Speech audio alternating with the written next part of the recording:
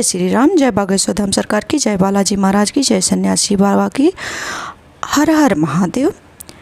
Welcome to my channel. अगर आप लोग को मेरा यह रामायण का पाठ पसंद आ रहा है तो वीडियो को लाइक करें, चैनल को सब्सक्राइब करें और वीडियो को ज़्यादा से ज़्यादा शेयर करें।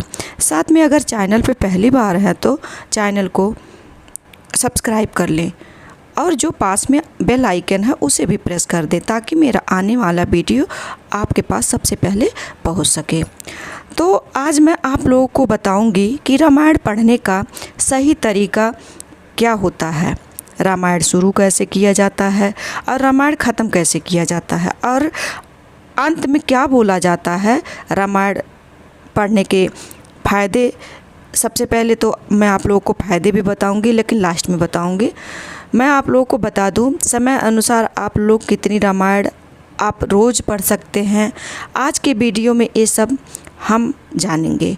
वीडियो शुरू करने के पहले मैं आप लोग को बता दूं कि ये जो नियम विधि मैंने सीखी है अपने घर में अपने दादी से सीखी है।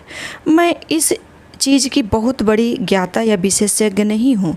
मेरी दादी मुझे बताती थी कि उनके ज़माने में लोग लड़कियों को ज़्यादा पढ़ाते नहीं थे, लड़कियों पर बहुत ज़्यादा पाबंदी लगाई जाती थी। लेकिन मेरी दादी अपने माँ बाप की सबसे पहली संतान थी और सबको बहुत ज़्यादा प्रिय भी थी। उनके घर में सभी लोग बहुत बड़े भक्त थे, ज्ञानी थे। वो ब्राह्मण खानदान से थी।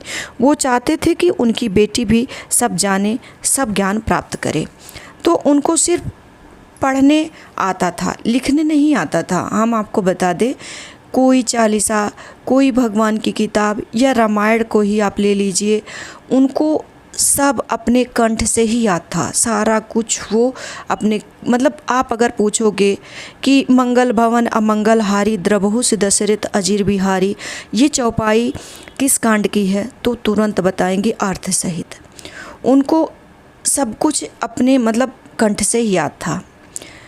मैं आपको बता दूं, गांव में जब सब लोग अंधेरा होते ही बिस्तर पकड़ लेते थे तो वो 10 बजे तक सोती नहीं थी।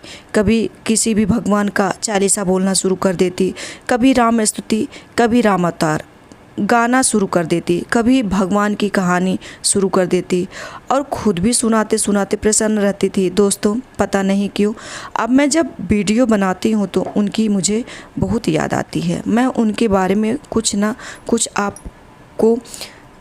आप लोगों को बताती रहूँगी। आप लोग लगातार वीडियो से जुड़े रहें। जो सनातनी भाई अपने दादी से प्यार करते हैं वो तो जुड़े ही रहेंगे। रामायण पुस्तक खोलने के पहले आपको रामायण को प्रणाम करना होता है। रामायण पुस्तक खोलने के पहले आपको रामायण को प्रणाम करना होता है और यह मंत्र बोलना होता है। सबसे पहले आप लोग जानते हैं कि गजानन महाराज की पूजा की जाती है। बिना उनकी पूजा की अगर आपने पहले पूजा गजानन भगवान की नहीं की तो पूजा सफल नहीं माना जाता है। इसलिए सबसे पहले गजाननं भूतगणाधिसेवितं कपित्थजम्बो फलचारुभक्षणम् उमासुतं शोकविनाशकारकं नमामि विघ्नेश्वरपादपङ्कजम्। उसके बाद आप बोल सकते हैं त्वमेव माता पिता त्वमेव बन्धु सखा त्वमेव विद्या द्रविणं त्वमेव सर्वं मम देवा कर्पूरगौरं करुणावतारं संसारसारं भुजगेन्द्रहारं सदा वसन्तं हृदयारविन्दे भवं भवामि सहितं नमामि भवामि सहितं नमामि। ये भी आप मंत्र पढ़ सकते हैं। इसके बाद रामायण की पुस्तक खोलनी है। पुस्तक खोलते ही आपको यह आसन दिखाई देगा। यह है आसन। ये आसन हम इस रामायण पुस्तक में हमेशा रखते हैं। और जब हम रामायण को पढ़ना शुरू करते हैं तो यहीं आसन के बगल में ये आसन को भी हम ऐसे रख देते हैं। दोस्तों, ये मत समझना कि आप अगर पुस्तक यानी कि रामायण खरीदते हैं तो यह कपड़ा साथ में मिलेगा। नहीं, यह कपड़ा आपको बाज़ार से खरीदना पड़ेगा। लाल, पीला, गुलाबी यानी कि जो शुभ कलर होता है उसी का आसन बनाएं, क्योंकि ये भगवान का आसन है।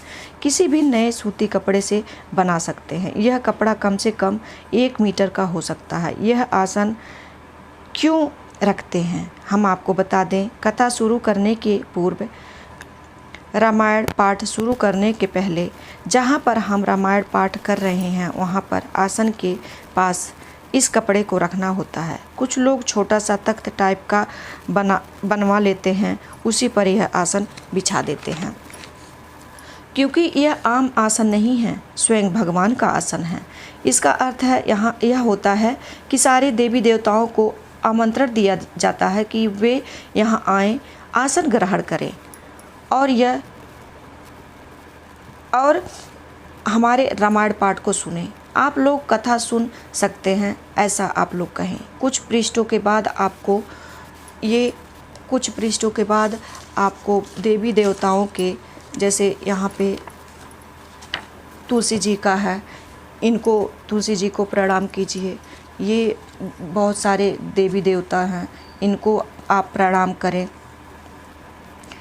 सबसे मुख्य बात, रामायण पाठ जब भी शुरू करें तो दोहा से शुरू करें। लेकिन सबसे पहले जब आप रामायण को शुरू करते हैं तो सबसे पहले आप लोग को तो पता ही है, यहाँ पे देखिए रामचरितमानस प्रथम सोपान बालकांड, तो सबसे पहले श्लोक पढ़ना होता है। श्लोक पढ़ने के बाद ये यहाँ पे श्लोक ख़त्म हुआ। ये देखिए सोरठा लिखा हुआ है। सोरठा मतलब पूरा नहीं लिखते हैं, सोरठा सपेहो की मात्रा सोरठा, सो लिख देते हैं इसको, इसका मतलब सोरठा होता है। तो ये सोरठा पढ़ेंगे। फिर यहाँ से देखिए ये भी सोरठा ही है सब। ये देखिए पढ़ते हुए आइए नीचे, ये चौपाइयाँ पढ़िए। चौपाई पढ़ने के बाद आप लोग यहाँ देखिए ये वो दोहा है। दोहा पढ़ने के पहले मैं बता दूँ आपको दोस्तों, ये जो हम रखते हैं ये कागज़ में लिख के, ये चौपाई है, ये हमारे रामायण पाठ को सिद्ध करने के लिए होता है। जो भी अगर आप किसी मनोकामना से रोज़ रामायण पाठ पढ़ते हैं तो इसको पढ़ने से, जैसे यहाँ पे सबसे पहले जब दोहा के पहले आप इसको पढ़ेंगे और फिर उसके बाद दोहा पढ़ेंगे, और दोहा पढ़ने के बाद फिर आप देवी पूज पद कमल तुम्हारे सुर नर मुंज सब होई सुखारे, ये पढ़ेंगे। उसके बाद हम आपको बता दें दोस्तों कि आपको जब भी मतलब पढ़ना है, 1 दोहा पढ़िए, 2 दोहा पढ़िए, 4 दोहा, लेकिन हम तो यही कहते हैं कि हमारे जितने भी सनातनी भाई बहन हैं उनको रोज़ प्रतिदिन 5 दोहा तो पढ़ना ही चाहिए रामायण पाठ में। तो हम आपको बता दें, जब भी आप रामायण पाठ करिए तो आपको कभी भी, जैसे यहाँ पे बाएं तरफ दोहे पे रामायण को ख़त्म नहीं करना है, आपको हमेशा दाहिने बगल का लास्ट जो दोहा होगा उस पे आपको ये रामायण पाठ ख़त्म करना है। जैसे यहाँ पे देखिए इस पृष्ठ पे लास्ट दोहा ये है, तो यहाँ पे आप ये सबसे पहले तो ये आप चौपाई पढ़ेंगे, देवी पूज पद कमल तुम्हारे, और उसके बाद फिर ये दोहा पढ़ेंगे, और दोहा पढ़ने के बाद फिर वही चौपाई आप पढ़ेंगे।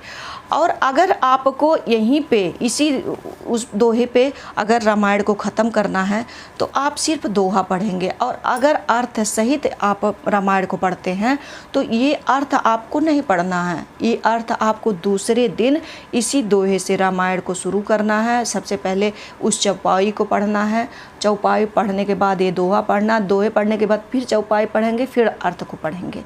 इस तरह से आप रामायण को पढ़ सकते हैं।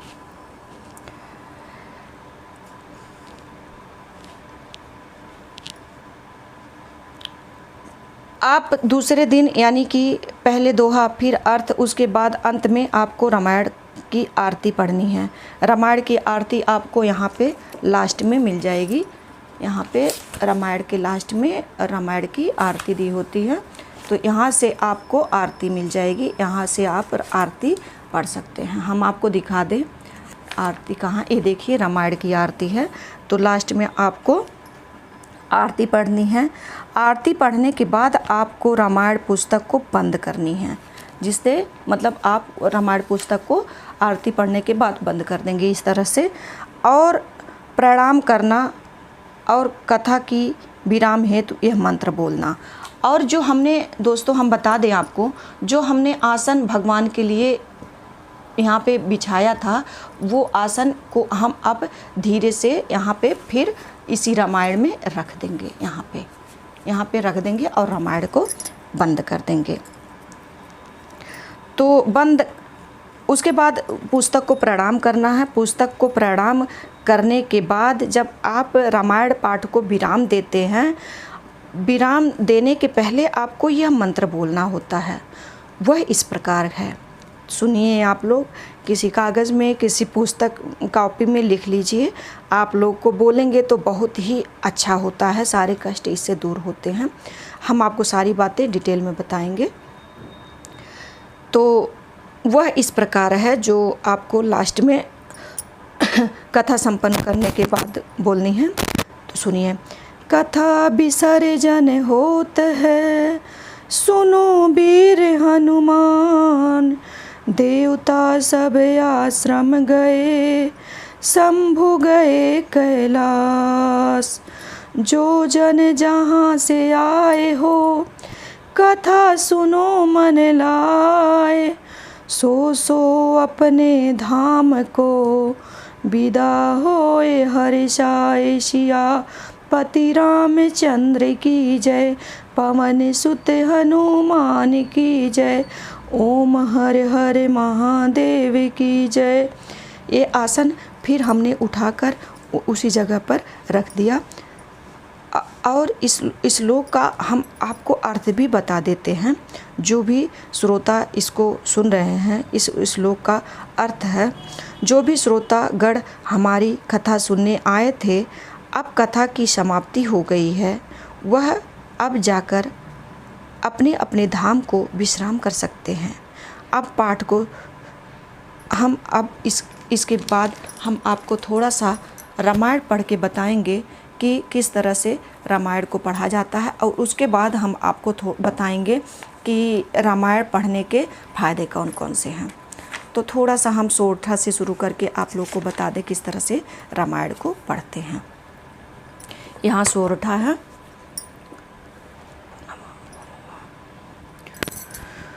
तो यहाँ पे सबसे पहले हम सोरठा पढ़ेंगे, और उसके पहले हम इसको पढ़ेंगे जो हमने रखी हुई है, इसको बना के।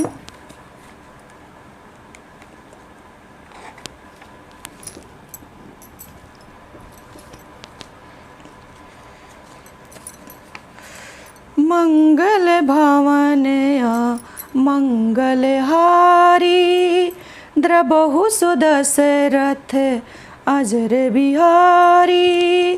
तो हम आपको बता दें सोरठा का उच्चारण कैसे किया जाता है। यहाँ से देखिए, जो सुमिरत सुधि होई, गण नायक करिवर वदन। तो हम गाकर आपको बताते हैं। जो सुमिरत सुधि होई, गण नायक करिवर वदन, करहु अनुग्रह सोई, बुद्धि राशि शुभ गुण सदन, मूक होई बाचाल पंगु, चढ़ई गिरिवर गहन, जासु कृपा सो दहल, द्रबहु सकल कलि महल दहन, नील सरोरुह श्याम, तरुण अरुण बारिज नैन, करहु सो ममोर धाम, सदा क्षीर सागर शयन, कंदु इंदु कुंद इंदु सम देह उमा, रमन करुणा अयन, जाहि दीन परने, करहु कृपा मर्दन मयन,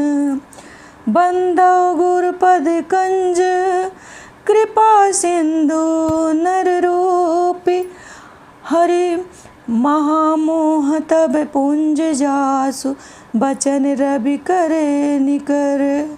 हम आपको दोस्तों यहाँ बता दें कि यहाँ रामायण पढ़ने का कोई विशेष लय नहीं है। आप रामायण पढ़ते पढ़ते जो भी राग पढ़ना शुरू कर दे, जो भी लय आपसे बनता है उसी में आप रामायण पढ़ना शुरू कर दीजिए। बस आपको रामायण पढ़ते पढ़ते आनंद आना चाहिए। तो हम इसके बाद पढ़ेंगे ये संपुट। मंगल भवनया मंगलहारी, द्रबहु सुदशरथ अजिर बिहारी। मंगल भवनया मंगलहारी, द्रबहु सुदशरथ अजिर बिहारी। बंदो गुरुपद पदु में परागा, सुरुचि सुबास सरस अनुरागा। अमिय मोरी में चूरन चारु, समर सकल भाव रुज परिवारु। सुकृत संभूतन विमल विभूति, मंजुल मंगल मोद प्रसूति। जन मन मंजू मुकुर मल हरनी, किए तिलक गुण गण बस करनी। श्री गुरु पद नख मन गण ज्योति, सुमिरत दिव्य दृष्टि ही होती। दलन मोह तम सोस प्रकाशु, बड़े भाग उरे आवै जासु। श्री राम जय राम जय जय राम, श्री राम जय राम जय जय राम। उधरहि विमल बिलोचन ही के, मिटहि दोष दुख भव रजनी के। सुजहि राम चरित मणि मानिक, गुपुत प्रकट जह जो जहि खानिक। मंगल भवनया मंगलहारी, द्रबहु सुदशरथ अजिर बिहारी। जथा सुअंजन अंज दृग, साधक सिद्ध सुजान श्री रामा। कौतुक देखत शैल बने, भूतल भूरी निधान श्री रामा। वीडियो दोस्तों बहुत ज़्यादा लंबा हो जा रहा है, इसलिए हम अपने पाठ को यहीं पे विराम देंगे। हम जैसे कि यहाँ पे देखिए चौपाई के बाद हमने ये संपुट पढ़ा है, उसके बाद ये दोहा पढ़ा, उसके बाद फिर ये संपुट का प्रयोग करेंगे, उसके बाद हम यहीं पे अपने पाठ को विश्राम करेंगे। दोस्तों इस दोहे पे विश्राम नहीं देते हैं। यहाँ पे देखिए ये दाहिनी बगल का लास्ट दोहा है, यहाँ आपको विश्राम देना है, लेकिन समय कम होते हुए हम अपने वीडियो को यहीं पे विश्राम देते हैं। लेकिन उसके पहले हम आपको थोड़ा सा रामायण पढ़ने के फ़ायदे कौन कौन से हैं आपको बता दें कि रामायण के फ़ायदे कौन कौन से हैं, क्योंकि हमने आपको बताया है कि हम आपको रामायण के फ़ायदे ज़रूर बताएंगे। तो रामायण पढ़ने के फ़ायदे, जिस घर में प्रतिदिन रामायण का पाठ होता है उस घर में भगवान शिव, श्री राम जी, सीता जी, श्री हनुमान जी, शनि देव, नवग्रह, 33 कोटि देवी देवताओं की सदैव कृपा रहती है। कोई गरीब परिवार रामचरितमानस का पाठ करता है तो उस घर से दरिद्रता भाग जाती है और उस परिवार का यश बढ़ने लगता है। भूत प्रेत पिशाच वहाँ प्रवेश नहीं कर सकते हैं। वह घर सुख समृद्धि और धन और संतान, मित्र, पड़ोसी, रिश्तेदार आदि से परिपूर्ण होता है। जिस किसी घर में रामचरित का मानस का पाठ होता है उस उस घर में हमेशा साक्षात माता लक्ष्मी की कृपा सदैव बनी रहती है। रामायण की एक एक चौपाई लाखों मंत्रों के समान होता है और यह चौपाई हमें कुछ न कुछ सीख देती हैं। तो रामायण पाठ को हम यहीं पे विश्राम देते हैं, क्योंकि बहुत लंबा वीडियो हो जा रहा है। इसलिए कृपा करके हाथ जोड़ के आप लोगों से विनती है कि रामायण को पूरा देखें और रामायण का पूरा लाभ उठाएं। जय श्री राम।